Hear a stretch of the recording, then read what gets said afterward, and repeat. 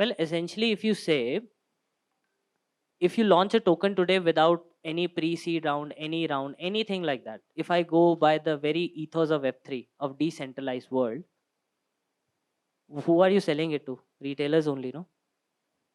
The money is raised, the entire Web3 money is being raised from retailers because it's a microeconomy in the first place. Web3 came into picture because people decided all of a sudden that how they want to interact and the way they want to interact cannot be governed by a third party. That was how this entire idea of decentralization and everything came into picture, right?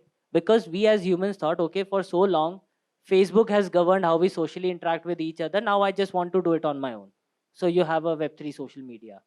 By till now banks have governed whom I should trade, how I should trade, and how these things should work.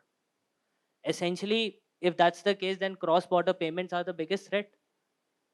Bitcoin today, if we go about that ethos, is like the predominant, I should say, instrument that is being used in money laundering as well,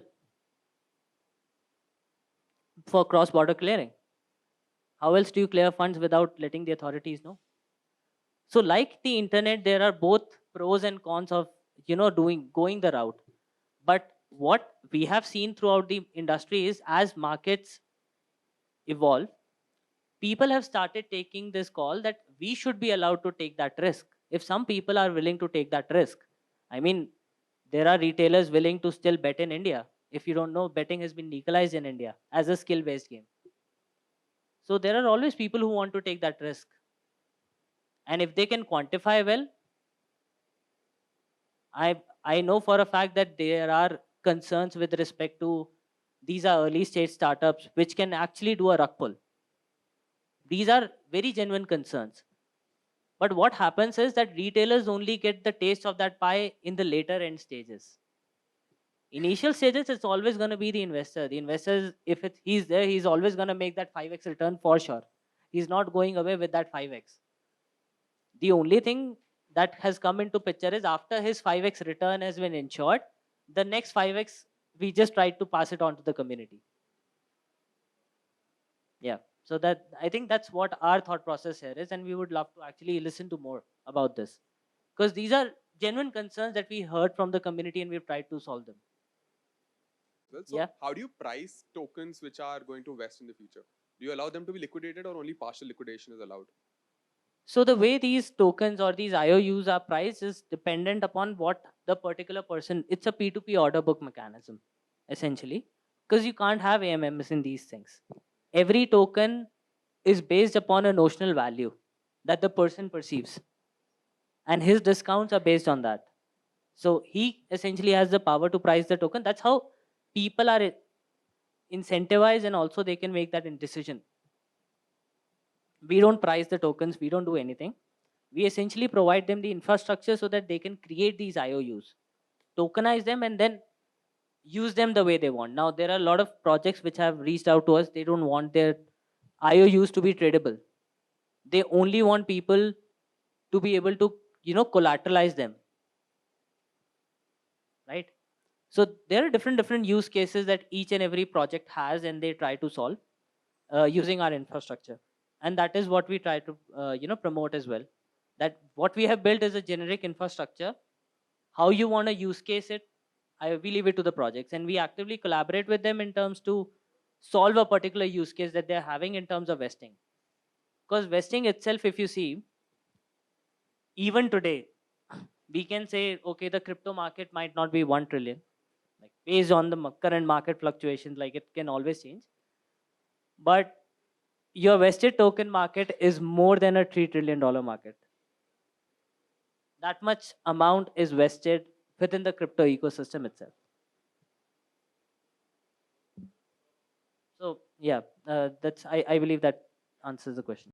So since I think we have done with CapEx and everything, let's just go on to the conversation part of things. Where, so as developers, when you move forward, right, there are a few things that, few challenges that you're gonna face as builders essentially. While you're building any product, three things that I would really ask you guys to take care of, and Vaibhav can pretty much add on to it, is first is your team. As a developer, it's very important. And as a project builder, if you're starting as a CEO or some other position, perhaps not as a developer, it is very important of how what your team is, because your product is nothing but your team. With an ever changing market,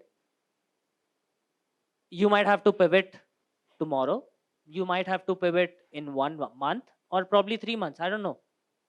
The market keeps on changing, sentiment changes, and you have to pivot the product. And in those cases, it's your team which can help you out. So Web3 is never an individual play. I was back then I was listening to a question where someone said, okay, we are just two people and we just want to launch a product. I would suggest don't go that route, because it's easy. I know it's easier to do things alone. It's not that much effort. But believe me, while you're trying to build a project in Web3 where you want to make it sustainable, it is always advised to have a good team with you. At least have 6, 7 people with you, because you're gonna need them for sure. Right? And Vaibhav can probably add to that. Yeah, I mean, team building is another beast, I would say. It's something which a lot of projects do like find it hard to find the right people, especially in the beginning, because this is basically your core team. So this is the team which basically stays with you for the next 5 years at least, or at least that is what you would want, ideally. And yeah, I mean, having a team basically, again, it's all about, like, since Web3, we are already talking about building products. But if you are planning to do a token play, then that is another whole other ball game, right? It's you would probably need completely different set of skills in order to manage a publicly listed asset. So in order to do that, you would definitely need a very good, maybe even if it's 2, 3 people who can manage the public sentiment for you, which is very different from whatever the tech people there are in your team, right? So yeah, like having a strong team initially, basically, like it's also from a founder standpoint that gives you more faith in what you are doing when you have certain confidence of these people who are building with you and who are also evangelizing with you with whatever your vision is. So that always helps. Yeah. So the second part that I like to emphasize upon is the responsibility of developing a product. I mean, that is one part which is less touched upon within the industry, but I believe a very crucial part. Because, see, as the gentleman very rightly said, retail investors, they're not that smart. They are at a risk. And as developers or as builders, it is our responsibility that when we are building a product, we try and give them as much protection as we can, to whomsoever be the stakeholders. If you're building a product for investors, then it's your responsibility to build a product which gives them certain protection, which gives them certain advantage. While also prefer, yeah, solidity or rust किसमें develop करना चाहिए? क्यों? Polygon works on rust as well, just so you know. Ethereum पे rust चलता है. So yeah, it was just a joke. So I was saying Patrick Collins maybe Yeah. because he has a I think 16-hour long video. So a lot of people ask this question, Rust में करें या Solidity में करें? This is the first question that you will get from any other person, right? And when you have to answer this question, we take into a lot of factors. अच्छा product क्या बनाना है, requirement क्या होनी है, etc. सब requirements ले ली. But we fail to answer this fundamental question: what is the difference between Solidity and Rust in the first place? What's the fundamental difference, yaar? Come on, you guys are developers. Rust is the most secure language for systems programming because compile time, memory allocation. So there are no memory overflow issues which C++ has. But at the same time, Rust requires decompilation right on Solana. So it's much easier to code in Solidity because you can see any API directly on Etherscan much easily. So I would argue that Solidity is a much more mature ecosystem right now versus Solana. But I like Rust. But Rust works on Ethereum as well. It's not that prominent, right? Most of the contracts are still on Solidity. Yeah, you can code in either manner. Yep. And Etherscan will show you all the contracts either way. Yeah, so if you verify. So Yeah. I'm just arguing that Solidity has a much more mature ecosystem right now compared to Rust. Ecosystem is there. I'm asking, what's the fundamental difference? See, that's where It's a I'm compiled coming from. language versus a dynamic language over here. So, okay. So story यहाँ पे ये आती है. A lot of people don't know about it, and this is something that I learned recently. Rust essentially, जब हम Rust के अंदर कोई भी code लिखते हैं, when we write a code in Rust, what does it compile to? What's the end result of a Rust program? Now, essentially, if you see, most blockchain clients are like mini browsers. Compile down to, and why? What are these discussions that people should have? Instead of coming down to questions like, अच्छा ये कौन सी blockchain है, ये Solana है तो यहाँ पे rust चलाएंगे या इस पे ऐसे चलाएंगे. Instead of doing that, people should have more fundamental questions on what blockchain you are building at. Now, coming back to the very point that I was trying to make, not all blockchain actually run on a browser-based client system that I was talking about. Not all do. Some do, some don't. EVM is a little different. It's a little bit tricky on that side. Rust, as you very well mentioned, can be compiled to anything, but I was talking more in the blockchain context of things, right?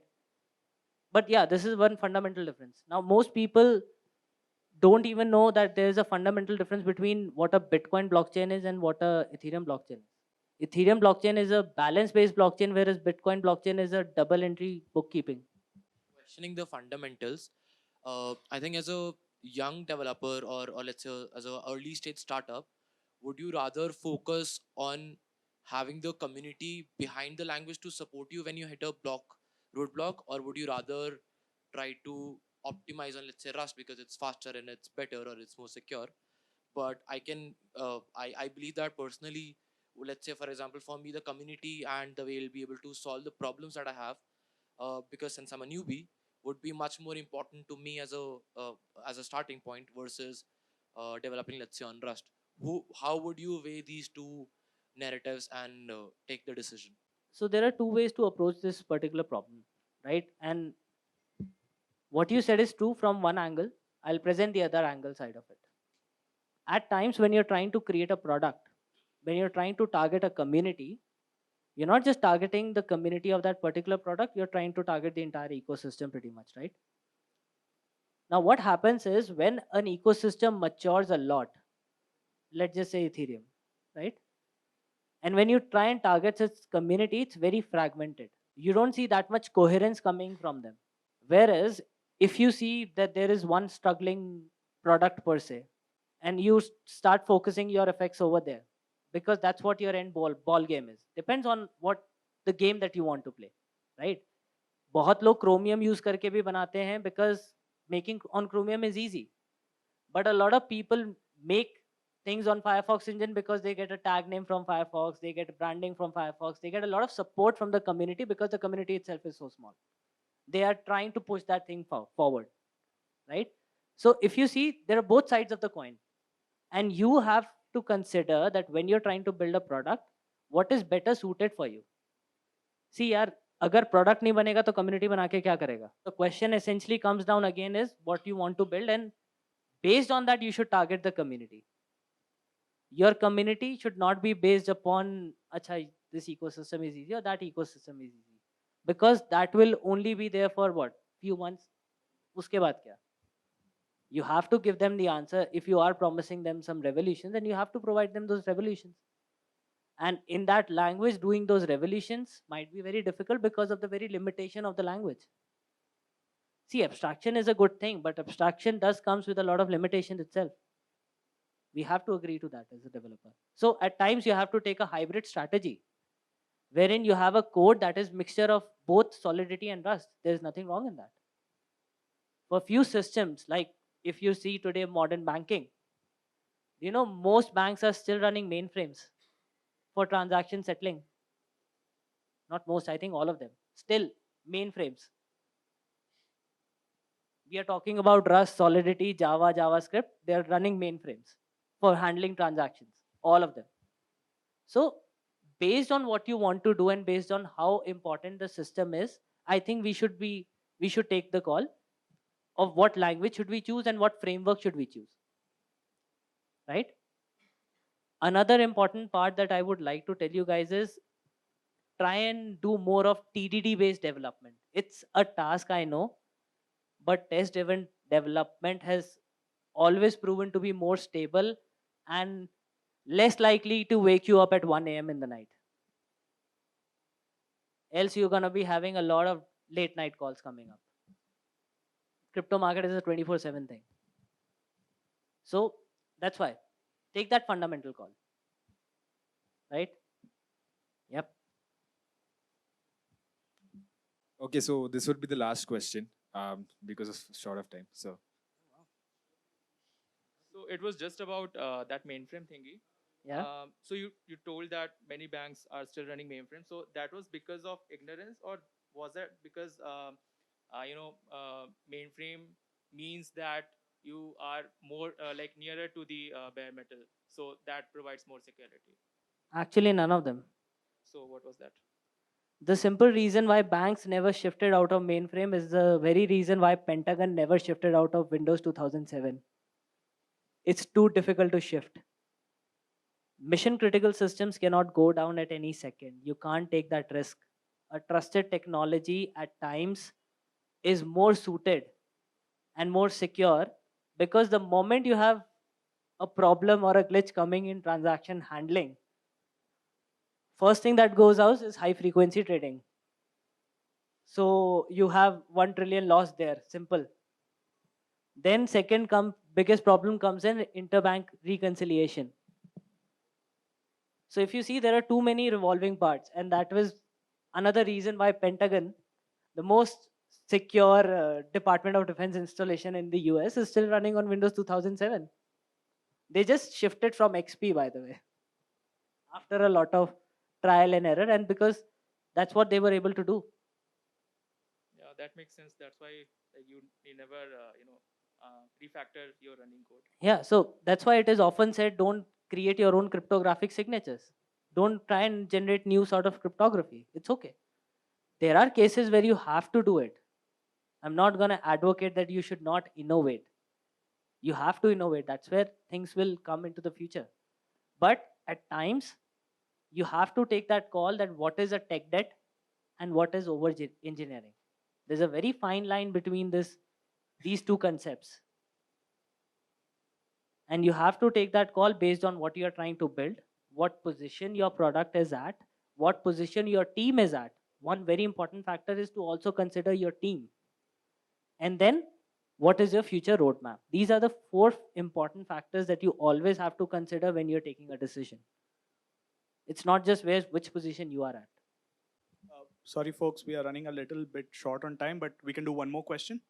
We're good? Yeah. So, what are some projects like using Rust-based smart contracts on Ethereum? Well, as of now, there are 3 projects that are there which have transformed to Rust because they were trying to enable high frequency trading. They're trying to come up with a hybrid strategy of a DAG based infrastructure to enable this sort of high frequency trading, and they're using these smart contracts as endpoints on Ethereum and different blockchains. So because I don't remember the name exactly, we can connect probably later and I'll share the names. I have to search them down. But their particular use case was, once they developed one smart contract on Rust, they were pretty much able to replicate that code throughout the ecosystem, because they were just using those smart contracts as endpoints on different blockchains to make their relayer communicate with them. So it just provided them that sort of agility in terms of deploying very quickly on different networks, because all the networks pretty much supported Rust and not all of them do support Solidity. So really love the questions coming in, and I'm sure they'll be allowed for you to network, ask questions, connect over. Thanks a lot for your time, folks.